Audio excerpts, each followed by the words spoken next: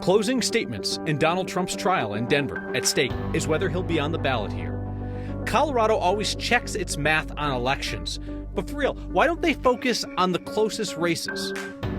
3 years after the East Troublesome fire, the focus has turned to the Marshall Fire recovery, while Coloradans in the mountains are lagging behind. But you make it work, you know? Home is where the heart is. A native two-spirit performer reminds us that gender has always been more complicated than some would like to say. Even within their own Native American communities, they don't know about the two-spirit culture. Every night is a chance for us to learn something new together on Next. If Democrats get their long shot wish blocking Donald Trump from the ballot, it looks increasingly likely it's gonna have to start in Colorado, because courts in 2 other states aren't going to take Trump off the ballot. Today, closing arguments in that Colorado case. Denver District Court Judge Sarah Wallace heard the closing arguments late this afternoon. She says she'll issue her ruling before Thanksgiving. A liberal legal group is asking Judge Wallace to side with a group of voters who claim that the 14th Amendment of the Constitution bars Trump from holding office again because of his role in the January 6th insurrection. Trump's attorneys and the Colorado Republican Party say that Trump's claims about a stolen election are just protected free speech. They say taking him off the ballot would be election interference. President Trump spent 90 minutes on the ellipse inflaming his supporters, telling them that they needed to fight or they would not have a country anymore, telling them to march down to the Capitol where he would be there with him. It is a rotten foundation. The January 6th report was originally used for political purposes as sort of a election issue, and that has failed. The Minnesota Supreme Court said it would not take Trump off the ballot, said the political parties should pick their own primary candidates. Court in Michigan said Congress should settle whether the 14th Amendment clause applies to Trump. Colorado's most prominent election denier is launching a long-shot lawsuit of her own today. Former Mesa County Clerk Tina Peters is suing the United States. The Republican former clerk filed a federal lawsuit today trying to stop all investigations into her breach of Mesa County's voting systems. Peters said that she turned over a copy of voting system data to fellow election conspiracy theorists in an attempt to prove voter fraud. She's set to go on trial in February. In her new lawsuit, Peters claims she copied voter data because she believed a software update was going to wipe out records of the election. She argues that was her duty and claims the investigations are retaliation. She's also suing the law enforcement agencies that investigate her. She claims that it was actually harassment. So after every election, Colorado performs an audit. Each county takes a sampling of ballots. Election workers look at little bubbles filled out by voters, compare them to how the election software recorded those votes. A Next viewer asked us to explain the process. Figure a bunch of you might want to know. So here's politics guy Marshall Zellinger. Filling in a bubble on your ballot is how you make your choice in an election. That choice requires election voting machines and bipartisan election judges to make sure it is counted correctly. Later this month, each county will conduct what's called a risk-limiting audit. What we want to do is audit to make sure that we've announced the correct race winners, that the system tabulated properly when it was counting ballots. Hillary Rudy is the Deputy Elections Director for the Colorado Secretary of State's office, which picks one specific race in each county to determine how many ballots are audited in that county. This is a list of the races that were selected for audit purposes. A viewer wanted to know why the Lakewood mayor's race was selected in Jefferson County, which was decided by 8,400 votes, when the Arvada mayor's race was decided by fewer than 500 votes. So full disclosure, it's based on statistics, so it is kind of complicated. There's a lot of math involved. I'm going to simplify this as best as possible. By picking the Lakewood mayor's race, the math shows that 179 ballots will be audited. Those 179 ballots will be throughout Jefferson County, not just the Lakewood mayor's race. They're going to audit every single contest on the ballots that are selected. So they might pull ballots that do include the Arvada mayor's race, and they might pull ballots that include other races that maybe have much, much wider margins. Every ballot that is audited has every race on the ballot reviewed. Had the closer Arvada race been selected, even more ballots would have needed to be reviewed, which is where math meets cooking. You don't need to eat a certain amount of your dinner to know if you salted it well enough. You need to just take a sample of it. Bottom line, The audit makes sure that the bubbles you filled in were accurately counted by the election voting equipment. This process began in 2017, and the election results have been confirmed each time by county clerks who are Republican, Democrat, and unaffiliated. Folks who are looking for malfeasance will find it anywhere, but I also think that they shouldn't give them ways to find it where it doesn't exist. And I kept pressing that question of, so the Secretary of State's office chooses this, and there can be input from the county clerk about which race. But I stressed, okay, why not pick the Arvada race because it was the closer race? And the answer was, we're going to end up looking at more ballots, which creates more work, and we're going to come probably to the same conclusion. And if it's a really close race, the answer was, we may have to count every ballot, and that defeats the purpose of this sample audit. Okay. I don't know if that's going to satisfy people, but I understand the logic. Marshall, thank you. So Friday starts the legislature's special session to figure out property tax relief after voters stomped Democrats' Prop HH on the November ballot. But there is another issue that they are likely to tackle. Legislators can consider whether the state should opt into a federal funding program providing free summer food assistance to low-income families. This summer EBT program would give low-income families up to $120 over the summer to help out when school meals are not available. Colorado participated in a similar federal benefits program during the pandemic, but that stopped last summer. This would cost the state about $3 million to set up the new program. It would cost more if they don't opt in before the new year. We have until January 1st to opt in officially with the USDA, our federal funding partners, to launch this program in 2024. So there is some time sensitivity to getting this program up and running. State estimates that $120 voucher of sorts would be available to more than 300,000 families in Colorado. Speaking of kids and hunger, there's a food truck that rolls up to places where kids play in northern Colorado and offers them meals for free. This is a project of the Food Bank for Larimer County. Here's the deal. The truck needs to be replaced, and that's where we come in. This week's Word of Thanks microgiving campaign will help the nonprofit food bank get a new vehicle so that they can bring hundreds of meals a day to even more kids in need in more places. So the lunch lab looks like any other food truck, and that's on purpose. It's to reduce the stigma that kids might feel about needing and accepting a free meal. Year-round, the Food Bank for Larimer County sends it out to libraries, parks, to mobile home communities, anywhere that they know that there is a need. And the need is significant. They serve an average of 750 meals a day during the busiest summer months. And their need now is to replace an aging truck. A more reliable lunch truck would allow them to reach up to 25 sites. 10 of them would be new spots around the community. So tonight, in collaboration with 9 Cares Colorado Shares, let's see what we can do to help. Scan the QR code on your screen or text the word THANKS to 303-871-1491. We'll shoot you that link to donate. Your $5 donations have combined to do a lot of big things around the state. So as always, I'll match the first 50 donations of $5 to get us started. Hunger is everywhere in Colorado. Food Bank for Larimer County estimates about 13,000 kids up there experience hunger. So let's see what we can do to help them reach more kids with more meals year-round. That's that baby step that you're just so thankful for. You know, it's like, oh my God, we almost have a wall.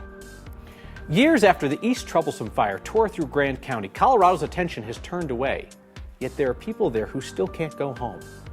And at the intersection of Native culture and LGBTQ issues, you will find Buffalo Barbie.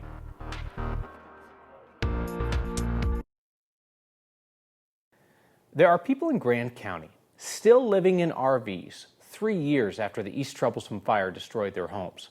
They got the insurance money to rebuild, but they can't find the contractors to help. A lot of those contractors are rebuilding Boulder County after the Marshall Fire. Here's Mark Salinger. Right here was where our deck was. So you'd pull up and this was the concrete pad for our garage. It still doesn't feel like 3 years since the house burned down. This was my home. This was our home. 3 years since Julie Knopf closed her door for the final time as the East Troublesome Fire approached. Never did we expect to still be in a camper. If recovery is measured by how much is left to rebuild, there's still a long way to go. This is now our humble abode. We've been living here since a year ago, June. The insurance money to pay for a rental house ran out a long time ago. The RV next to the old foundation will do for now, as the struggle continues to rebuild outside. But you make it work, you know? Home is where the heart is. Of the more than 350 homes destroyed in the fire in 2020, only 40% in Grand County have been issued a permit to rebuild so far. Insurance money was tough to get. Contractors are in short supply. The winters made the building season short. And Julie knows the list of challenges goes on and on. 2 steps forward, 1 step back, and you think that you're getting somewhere, and then you realize that you really have all these other things to do before you can even get to that. Julie's focused on building a garage now to live in, which will be quicker than trying to finish a home. So that's that baby step that you're just so thankful for. It's like, oh my God, we almost have a wall. Her husband is leading the project. Up here, a handful of construction companies are overwhelmed by the need. When the Marshall Fire destroyed more than 1,000 homes in Boulder County in 2021, most of the builders went down to the Front Range, left people like Julie waiting. Where up here, after it happened, it kind of just goes away. But the impact hasn't gone away. 3 years after Julie lost her home, frustration mixes with a sense of determination. You just had to let the anger go. You just have to realize this is just what it is, and when it's done, it's done, and we're going to have a really big party when we get that house put up. So remember that only 40% of people in Grand County have even been issued a permit to rebuild after the East Troublesome Fire. That's 3 years ago. So let's compare that to the Marshall Fire. In places like Superior, which lost nearly 400 homes in the Marshall Fire 2 years ago, nearly 70% have been issued a building permit already. With more resources down here on the Front Range, the rebuilding process is quicker, Kyle, than up there in rural Grand County. Mark, I think about all the Coloradans that we talk to after they experience some kind of tragedy. And you rarely hear people complain about the hardship, but they do always say that they don't want to feel forgotten. Yeah, exactly. And Julie was talking about going to perhaps parties or house welcoming parties that new people up in Grand County are celebrating to build their new houses. And she says that she's grateful that they are at that step. And again, she can't wait until she can have people over to her new house one day soon. Just be there too. Mark, thank you for your continued reporting on that. A new federal report tracking climate change and its impact on natural disasters predicts that western wildfires are going to continue to become more destructive until at least the middle of the century. The National Climate Assessment comes out every 5 years. This year's report found that planet warming pollution is decreasing in the U.S., but it's not happening fast enough to mitigate global warming's impact, the impact on natural disasters like earthquakes, fires, floods. The study also suggests that the impact of climate change will be especially noticeable here in the West. Warmer and drier conditions are likely to fuel hotter and more frequent fires. The report says that's been the trend since at least 1985, and over that time, Western states have seen an 8-fold increase in the area burned by fires each year. Besides the human impact of the fires, the report says the economic impact will continue to increase. The number of natural disasters causing more than $1 billion in damages hit a new record this year.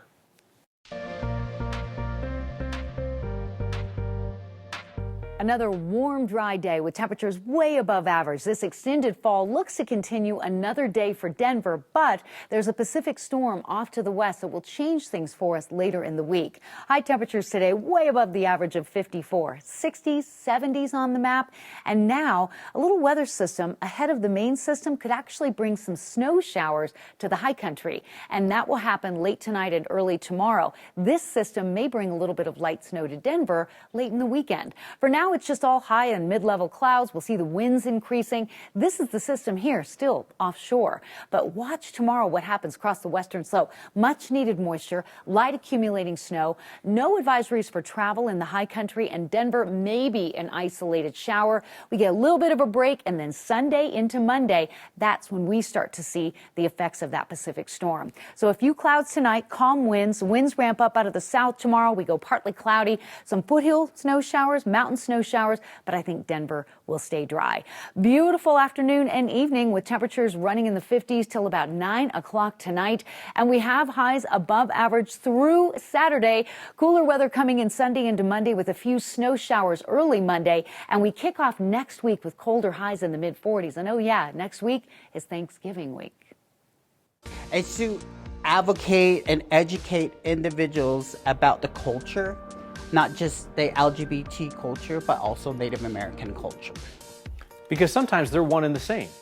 It's a lesson about the age-old idea of two-spirit identity. Next.